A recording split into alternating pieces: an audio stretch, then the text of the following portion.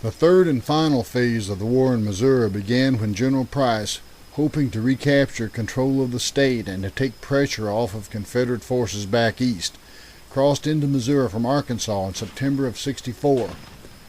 I was with him that fall as part of Joe Shelby's cavalry, the Iron Brigade they called us, but that's another story for another time. This campaign turned out to be the final Confederate offensive in our state. With more than 12,000 mounted men, Pap crossed the state line and headed for St. Louis. His first major objective was a Federal garrison at Pilot Knob. Our boys made 3 charges against the earthen fort called Fort Davidson, but were met by withering fire from the roughly 1,000 Union troops. Many of the boys made it all the way to the moat surrounding the fort's walls, only to die there. A lot of good Southern men died that day in those futile charges. I think Pap made a mistake that day. The battle ended when the Federal forces quietly slipped out that night and blew up the fort and joined a stronger Union force in Rolla.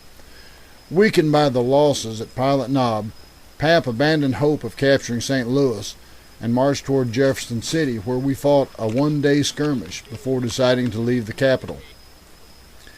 With Union forces now in pursuit of our dwindling army, our troops fought battles at Boonville, Glasgow, and Lexington before reaching the decisive battlefield near Kansas City.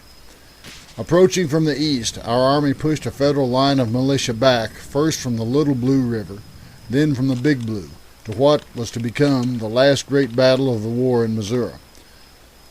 On Sunday, October 23, 1864, nearly 30,000 Union and Confederate troops clashed in the Battle of Westport. After several bloody stands by the Southern forces, the Yankees under General Curtis finally overwhelmed our troops and forced us into a disorganized retreat.